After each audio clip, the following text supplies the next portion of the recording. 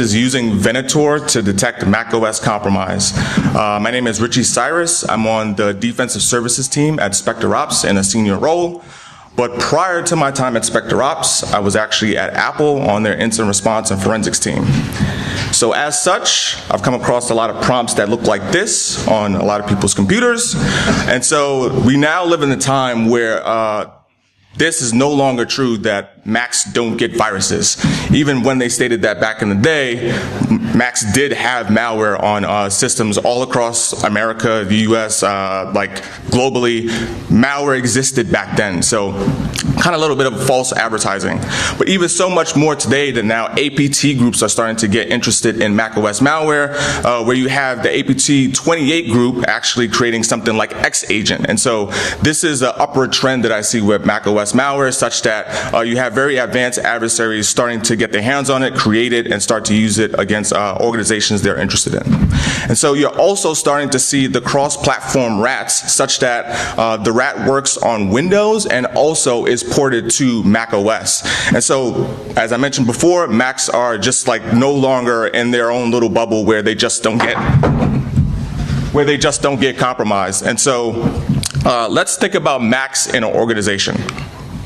And so most Macs in an organization are typically issued to those who have the most to lose. And so they're usually like your security team, full of Macs, your developers, your executive teams, because they like to be cool and they want a Mac and they think a Mac is cool. Also, you think about it nowadays, when someone joins an organization, they're given the choice of a Windows computer or a macOS computer.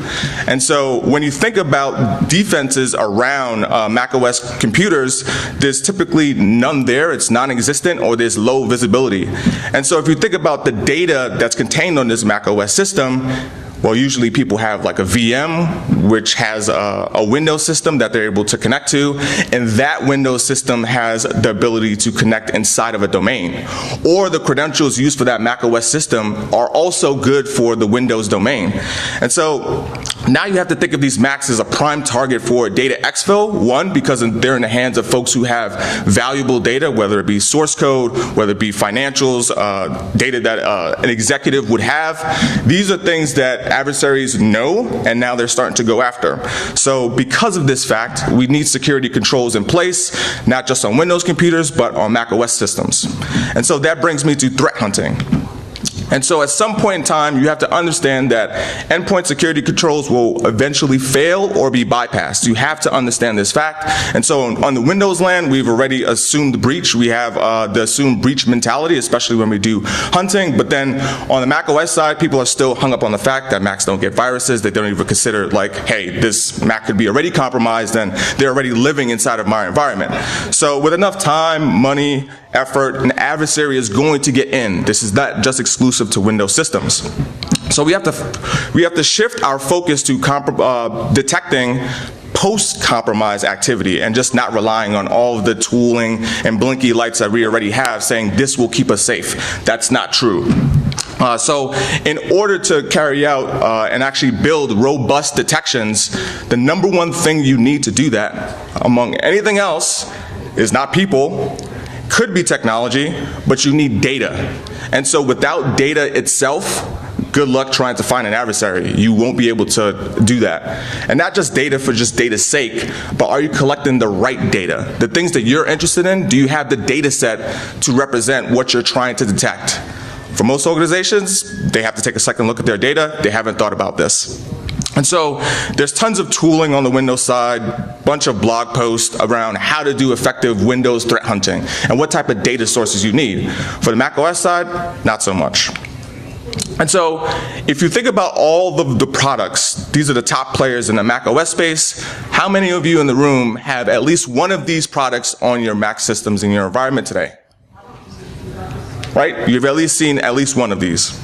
And so these products by themselves produce rich data that could be used for hunting. You could leverage that data for hunting purposes and build pretty robust detections.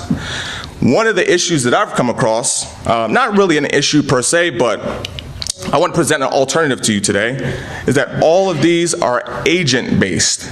And so have you thought about the data that this produces, and then also the gaps between data sets between actual products, right? So you have something like OS query, which is basically a pull approach where you tell it what you want to collect, and it basically gives that back to you, as opposed to Carbon Black, which is always like streaming data to you. When somebody executes something on a system, 2 minutes later, a minute later, depending on your pipeline, you actually see that data on that system, right?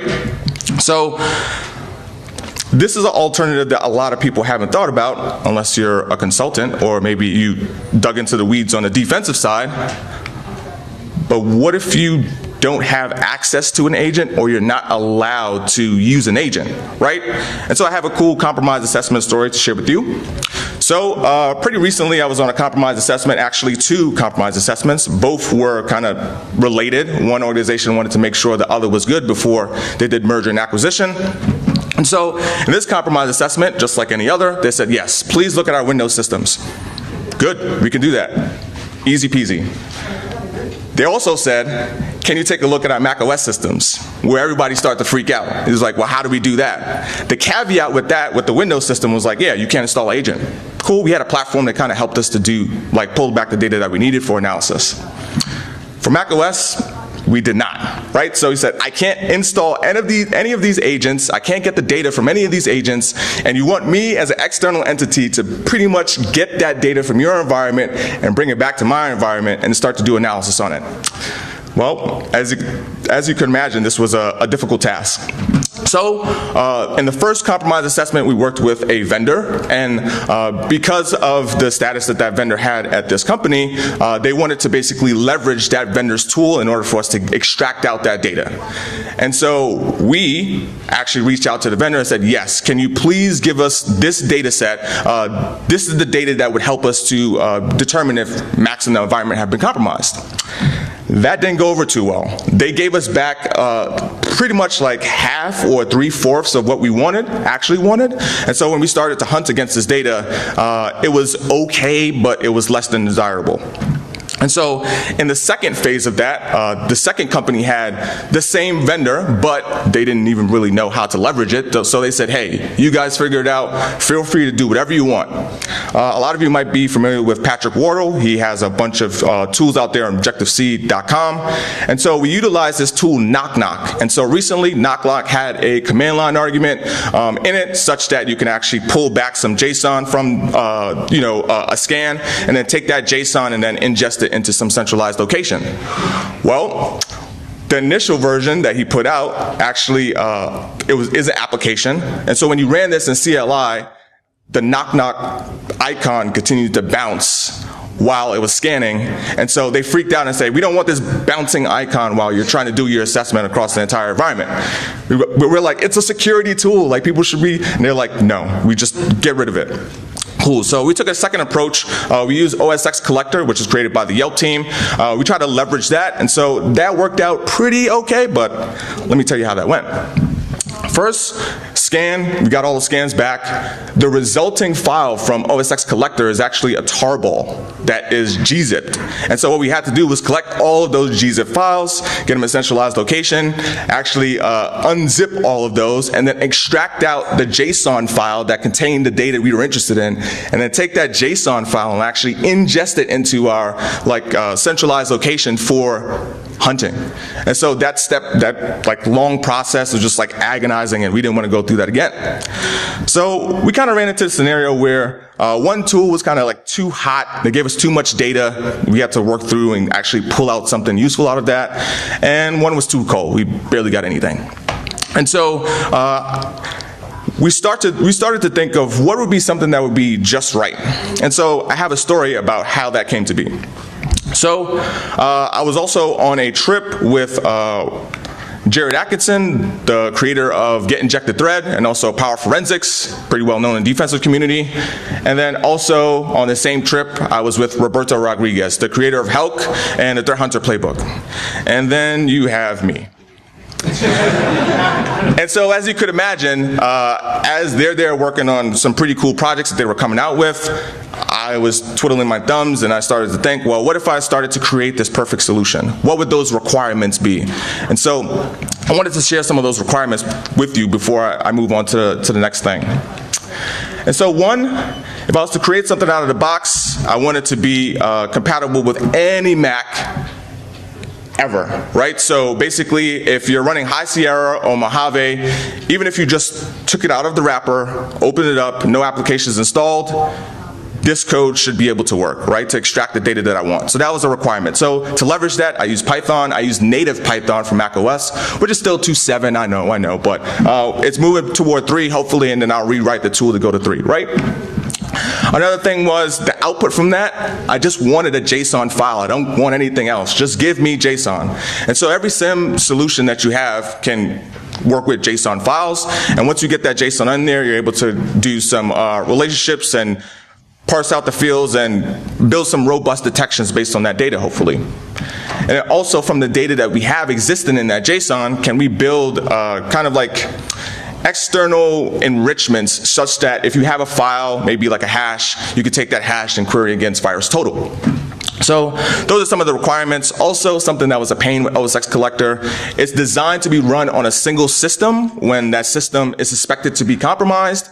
Good luck trying to find, if you're using it in a hunting scenario, if you run it across a lot of hosts and you send that data back in, those JSON files that you get back don't actually have the host name in it. It just has the name of the file, the JSON file, not necessarily the host name it went back to, because the intent is to be run on a single system. So I wanted a tool that could basically, once you find something interesting, you can map it back to a particular host. So I want to give you a demo of the data that Venator provides to you, and then we'll take the next step. So here we see we have ingested data from Venator. And so the first thing that we want to look at is a common persistence mechanism on macOS systems called launch daemons. This is similar to like your Windows services in a way. And so if you look at this data set, you see that, you have a few things in there. You have the hash associated with the binary that's associated with the launch daemon.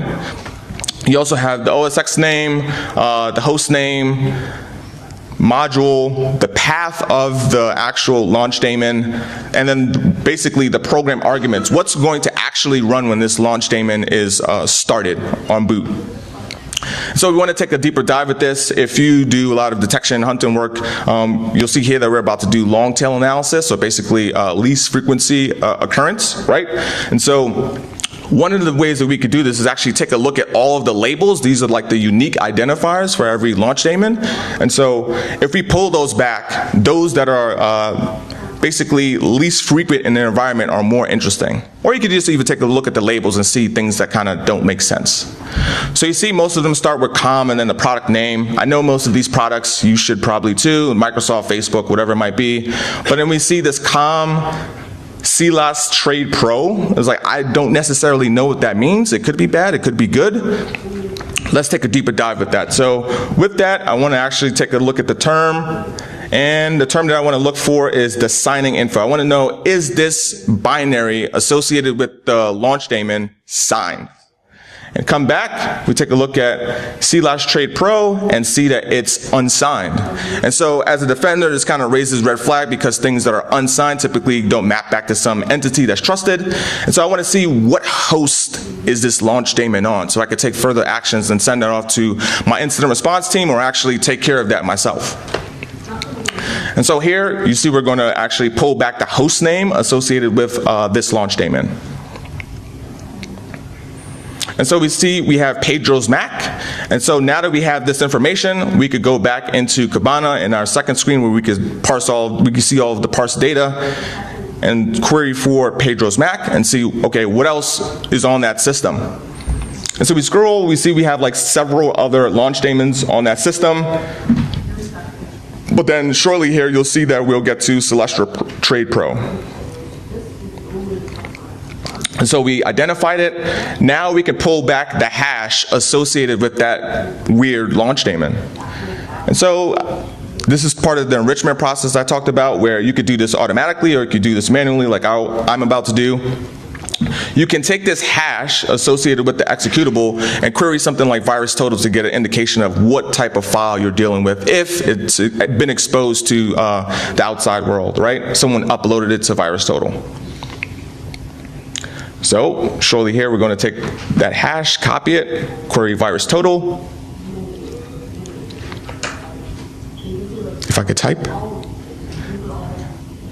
All right, so now we're at virus total. We put in that hash, and it comes back that this thing could be malicious, you think?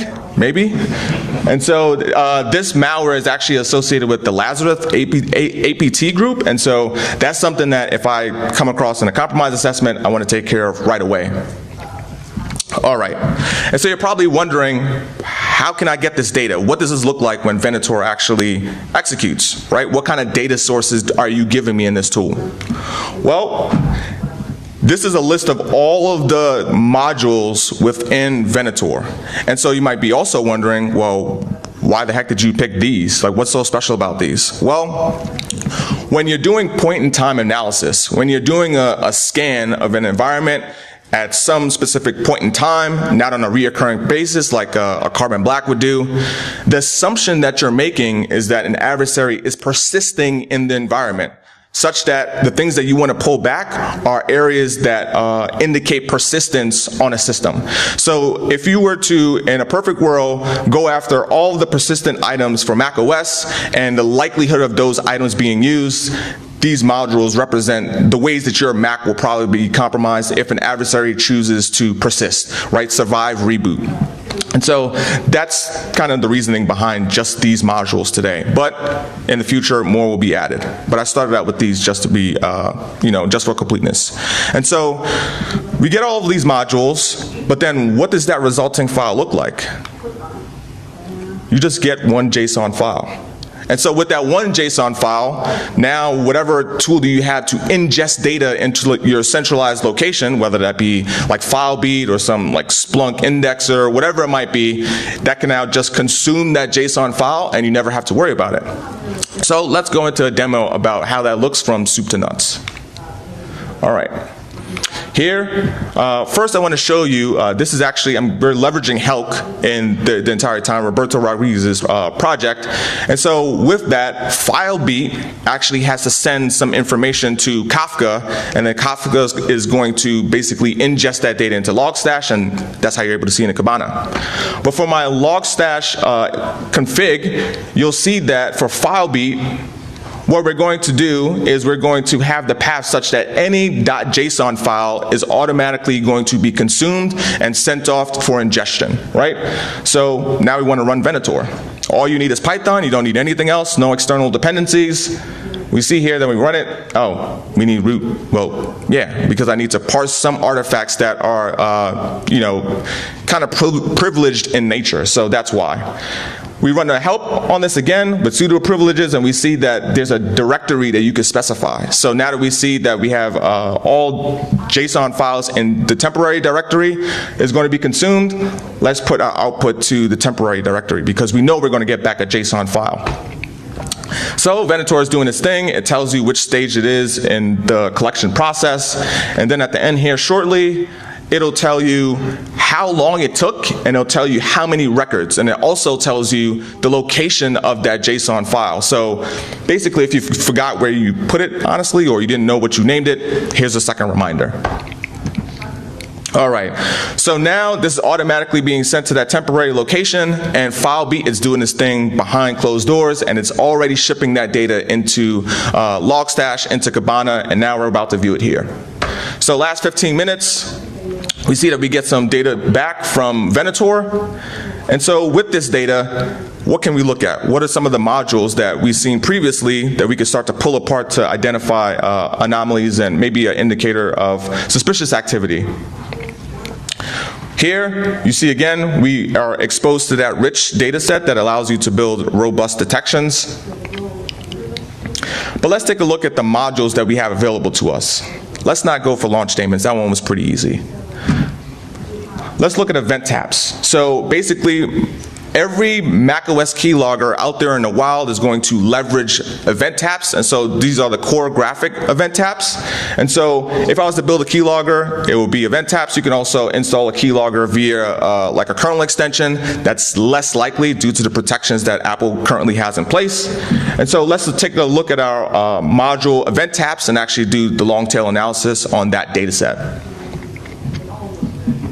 All right. So let's look at the tapping process name. So this is the actual process that is registered as a process to do the event tap, right? So this is your external process actually doing the event tapping, right? Tapping into the system resources to get this rich data for key logging. We see here that we have something called blue blood. Everything else is in the system, folder or user bin. Like, blue blood looks weird here. So let's take a second look at blue blood. And we see that the tap to process ID, basically, if you're using an event tap and you're tapping a specific you're tapping a specific process, then it'll show you that specific process ID. Anything that comes back as 0 means that it's actually tapping all processes on the system. So, I mean, that's something that a keylogger would be interested in. No matter what process you're in, you're going to be able to keylog that information if you're event tapping all of the processes on the system. So that's why you come back with that process ID of 0. This isn't the actual process ID of 0. You're not mapping that back to like a PID name. It's just saying, hey, we're tapping all processes. And so with blue blood, this is weird. We will kick this over to our incident response team and figure out what the heck that is. Now I want to show you basically a day in the life of Venator. With Venator, I had in mind that as a consultant doing compromise assessments, what would be the best solution for me? This is the perspective of doing a compromise assessment and then using that data to extract out useful information that might indicate yes or no, you might have a problem in your environment. So let's take a tour. So we ingested some data from different hosts, and we have 701 events. And so let's take a look at the module launch agents, right? This is similar to launch daemons, but this is more at you don't need root permissions to actually leverage launch agents. So here we have a lot of the same information we had for launch daemons. We have the host name, we have the executable, and the hash associated with the executable. So these are all things that could probably be enriched. We can use that information to query things externally. So, like we've done in the last 2 examples, let's do some long tail analysis on the module launch agents. We see we have 24 hits. And then from that, let's take a look at the labels again, because that served a pretty good purpose last time. And so with this, we see that we get a few back. And this is the only one that doesn't have like com in front of it, or it doesn't have anything in front of it or after it at all. So this meteor managers, it's kind of suspicious. I don't know if it's bad or not yet, but I'm hunting, trying to find it out. I'm trying to get some more information. So let me take a look at the program arguments, just to make sure. So with this, you see that this is actually going to spawn Java and is going to execute a .jar file. It's like, already that looks kind of sketchy. Typically when you have a launch agent, it executes a particular thing, right? Media managers, if you just take a look at that name and you query against it for Google, you see that it's actually associated with like malware. So that might be an indication that, hey, maybe things have gone awry. I need to take a second look at what media managers is. Maybe you'll use like some tool to actually take a deeper dive into that jar file. So let's move on to the next thing. So we have this rich data set here, what we're going to take a look at. We see we have some similar information here. This is actually login items. This is another way for folks to persist. When you actually open your Mac and you look at the users, if you look at the next tab next to your users, you'll see all the applications that are designed to start up when the user logs in. So that's something that would be interesting to us. Let's take a look at basically the applications associated with our login items. So we see some of the things that we're familiar with, 1Password for password management, Better Snap tool to kind of snap things in place for macOS. But then we see this final presentation.app. Why is a final presentation an application? That's weird to me. So let's take a look at some additional details around that. Let's take a look at the hash of that actual application. So now that we have the hash back for that application, we can now query external sources using that hash, just to make sure that we haven't come across something suspicious.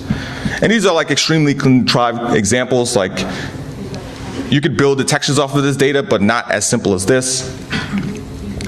And so we see that, hey, like this thing might be bad. We need to kick it off to incident response to start further actions, right? And so the next step we might actually take is to take a look at what host this actually happened on. So let's move on to the last module I'll show you here today, Chrome extensions. This is something that people haven't come across all too often, but with most Chrome extensions, you'll see that the URL, the update URL associated with that Chrome extension actually points back to Google, right? And this indicates that the application itself came from that Google App Store, right? The extension came from the Chrome App Store. Anything outside of that means that someone installed the extension that wasn't in the Chrome official App Store. So let's take a look at some of that data using Venator.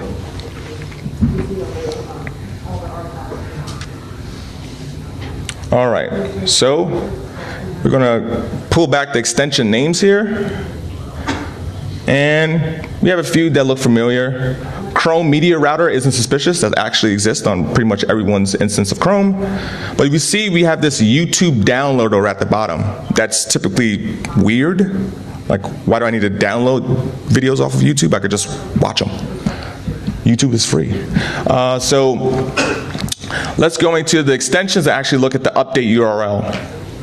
And so with that, you see all of them kind of point back to Google in some shape or form. And then you see this one is like totally not YouTube downloader.xml. That's not sketchy at all. Let me just continue to have that on my systems. And so if I identify this, I might actually tip this over back to my incident responders or me. Personally, if you're on a small team, you might take care of this yourself.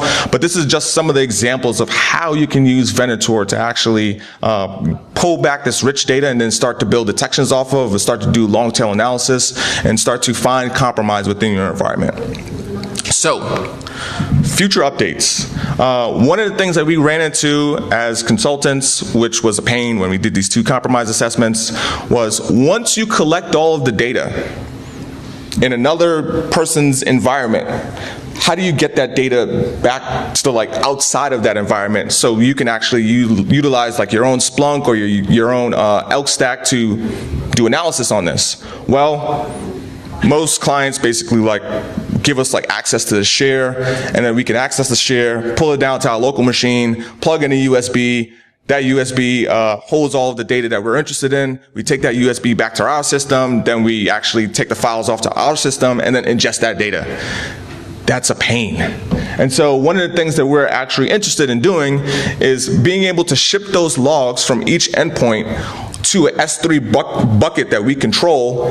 That S3 bucket be controlled by us, kind of locked down, secured, and then from that S3 bucket, do whatever we please with that. So that S3 data can actually be sent directly back into something like Splunk or an Elk stack, or if we just wanted to pull it down and do the analysis locally, we could do that as well. So that's something that we're going to support in a future update.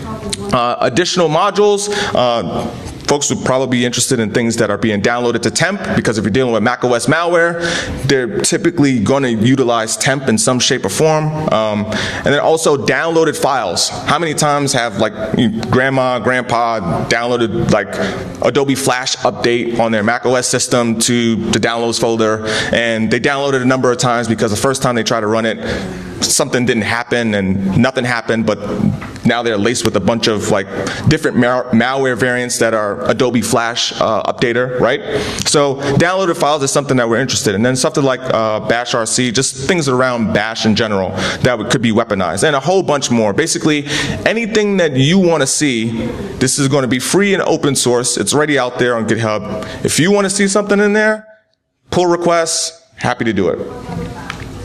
And so where can I get this? Currently, this is out there on GitHub. I released a blog post probably a couple days ago. It was Wednesday, I believe, such that I described why there's a need for this type of tooling, and then also a rundown of some of the considerations I went over today about why this tool came to be.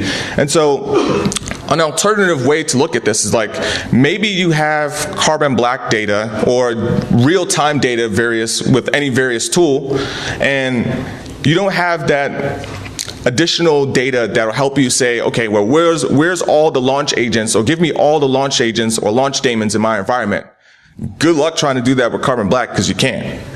It's just real-time data, right? So if I wanted to look at the launch agent and then maybe the binary associated with that launch agent, can't happen. But you could get that type of data from OS Query. But that involves you installing OS Query on all of your endpoints, and that's another agent you then have to take control of. Someone has to manage it. Someone has to careful, about the deployment. It's a headache, right? Probably for that, especially if you don't have many resources to begin with. And so you could utilize something like Venator to give you that additional extra data set, all native to the system without any additional overhead, right? And so that's kind of the idea behind that as well. It's just JSON that you get back. What you do with that JSON is completely up to you, but that data could be valuable to you. And so at this point in time, I will take any questions. My Twitter is @RRCyrus. My company that I work for, Spectre Ops, their Twitter is out there as well. You could catch some other things around red teaming, blue teaming, purple teaming in general. And so if you have any questions at this time, I'll take them. Yep. Does Venator have to be ran against a system that's up and running, or can you run it against an image that box? That's a good question. So currently, yes. So the question was, can you run Venator against basically like a dead box like image that you've collected? I haven't tested it against a dead box image, but the intent was for it to be for a live system. So yeah. Any other questions? Yep. It looks like this is intended to be run locally manually. How would you do it for a 10,000 Mac? So the question was, this seems like it's intended to be run pretty manually on a local system. How would you leverage it to run it across a fleet of Macs? Well, when we do compromise assessments, people typically, most Mac environments I've come across, have Jamf. And so Jamf has the ability to execute stuff. And so if you give it this Python file, it could execute this across the entire environment to some centralized location, given the parameters. That could be ingested. Also, you could use something like Ansible to possibly help with that as well. So, any other questions, concerns? All right, if not, thank you for your time. You can catch me. I'll answer some more questions offline.